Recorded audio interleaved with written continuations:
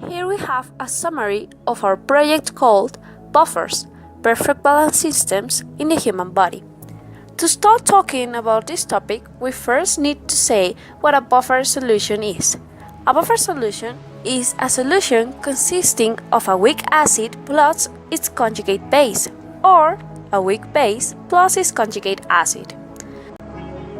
Buffer has also something called buffer capacity. That is a property of a buffer that tells you how much acid or base you can add before your pH starts changing. A buffer is able to resist pH change because the two components are both present at equilibrium and are able to neutralize small amounts of other acids or bases.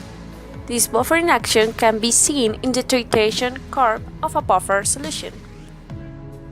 We have two different ways to get a buffer solution. The first one is when you want to make a buffer with a specific pH.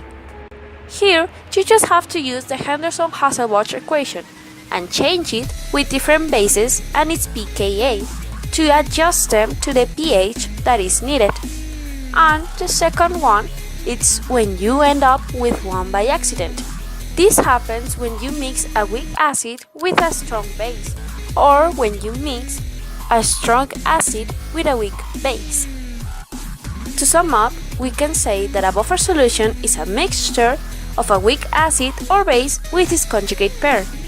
That buffers have something called buffer capacity that tells us how much acid or base you can add before your pH changes. We can use the Henderson-Hasselbalch equation to calculate our buffer's pH if we want a buffer solution with a specific pH, and that we can have a buffer by accident in a titration.